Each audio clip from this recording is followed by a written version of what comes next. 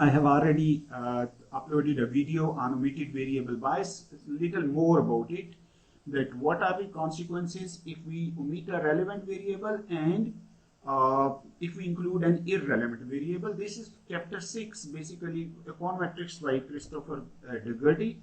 You can read that chapter. So you see we have 4 scenarios. One is that y is function of x2 and you fit y as function of x2. So this is a correct case. This one is correct one. And second one is that you have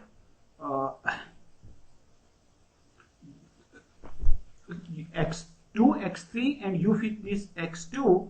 So it means you are basically omitting a relevant variable because x3 should have been here. Third case is that you have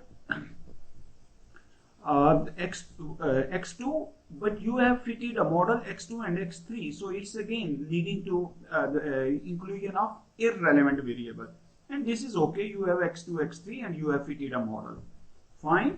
So you see this is okay, this one is okay.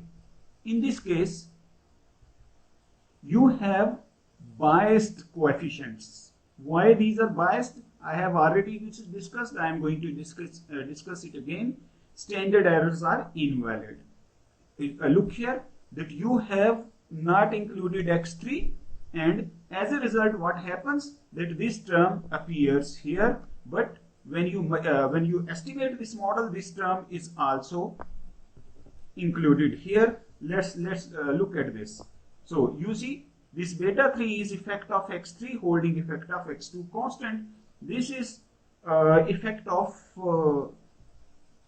x2 and x3. Basically this is a mediating, these two are related with each other, and this is measured by covariance between x3 and x2 divided by variance of x2.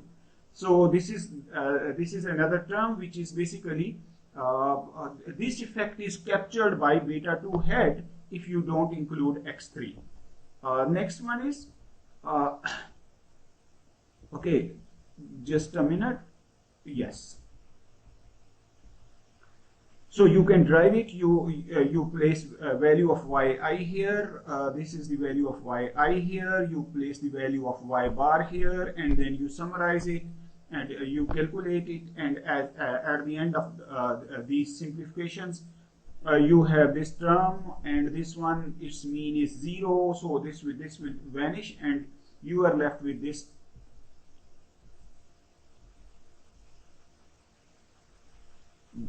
This one, expected value of ui will be 0, so therefore that term is vanished, and you have this added value. This is basically a bias in beta 2. When you have x3 as relevant variable but you don't include it, then beta 2 actually is not equal to this one beta 2, rather it has some bias. We'll demonstrate it empirically through an example given in the book. So you see we are basically regressing S on a variable ASV, ABC and SM. So you have this coefficient 1.37. Is it biased upward? Is it biased downward? That depends what is the correlation between these two. If it's positive and you don't include SM, then beta 2 will be upward biased. Now we are going to take a case where you see the correlation between SV and ASVM is 0.359, which is positive, and when you exclude SM, when you have excluded SM, what is this one?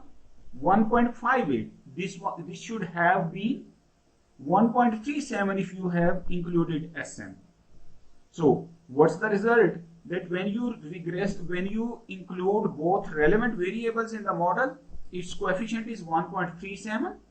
When you don't include this one, this impact is also captured by this one. So you have 1.58. Why it's upward? Because correlation between these two variables is positive.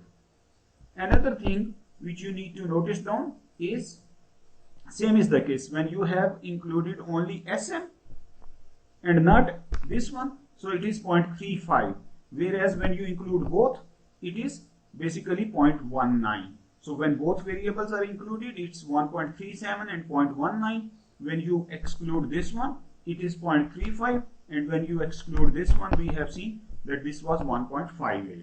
So this leads to biasness. Now look at the comparison between R square. When we regress on both relevant variables, we get R square equal to 0.29. When we regress S on this one, S on SM, that is the other two, the other variable is not included, your R square is 0.26 and 0.12.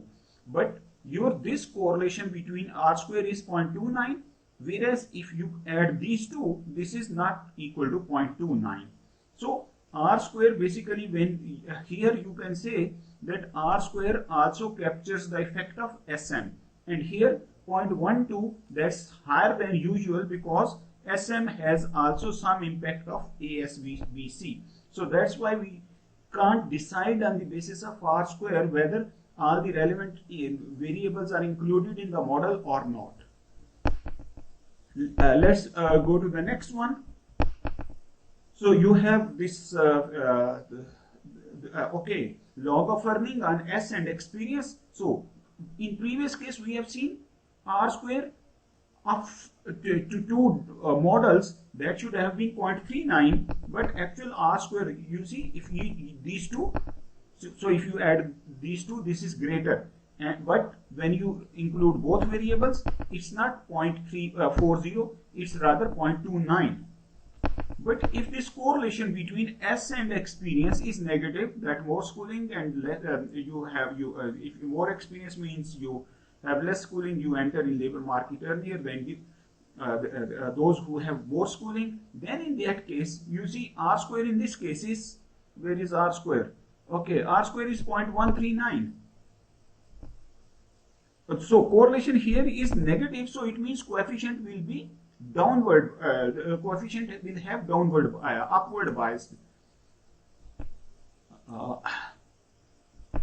So again, when you include S and experience, your coefficients are this one. When you only include S, coefficient is 0.06. So it means this is downward biased. This one should have been 0.09. And look at this. This is 0.04, but this actually is 0.04. But when you don't include, it's minus 0.09.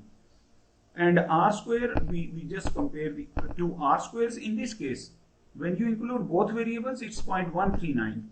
And when you add these two, it's basically 0.1011. So R square in this case is higher than sum of these two. Whereas in previous model, R square was less than sum of these two. So if there is positive association between omitted variable and included variable, R square is smaller for both variables than the sum of the other two models, and if it's negative, R square for a collective model, both variables may be more than sum of these two. So it depends on the magnitude of the bias. So what I'm talking here about, that if you exclude an irrelevant variable, relevant variable, then it may lead to bias in OLS estimators. Now we have the second case. If you include an irrelevant variable, what happens? That is, your actual model is this one, but you have estimated this one. What happens with that? Your coefficients are unbiased, but they become inefficient. Why they become inefficient? The standard errors increase. Why that increase? Let's see. So you see, this term is added. As we know that R square will be definitely less than 1, so therefore this term will be greater than greater than 1. So this will make this number higher than if this term was not included. So therefore it means sigma square beta 2 hat will have higher standard errors than when you include an irrelevant variable than if you don't include. If you don't include, this will be 0, 1 over 1, so this will be the standard error. So if you include an irrelevant variable, OLS estimator remains unbiased, but they become inefficient because standard error of beta 2 hat will increase. So we see again that we are regressing log of earning on S, experience and male, and we think that some variable is irrelevant. What happens? Here you have included age, its coefficient is minus 0.007, and what happens when you and correlation between S and age is minus 0.03. So what happens that when you include age, coefficients are more or less same, standard errors 0.010, 0.0108, so standard errors may increase, so the standard errors will inflate. So that's all from this, that when you include irrelevant variables, what happens? Your standard errors become large as compared to when that irrelevant variable is not included. You can compare this set with this set. For more, you can read the specification of regression variables. It's not model selection. Model selection is different one. I'll also try to demonstrate excluding the relevant variable also leads to sometimes one may conclude that economic theory does not hold, and that I will do from econometric analysis from Green chapter 4 example of gasoline consumption per capita on prices. So prices and gasoline consumption per capita will have positive relationship, whereas we assume that if prices will go up, gasoline consumption per capita will go down. Basically there is an income variable which should have been in the model. So I'll show in my next videos. Please keep on watching. Take care. Thank you.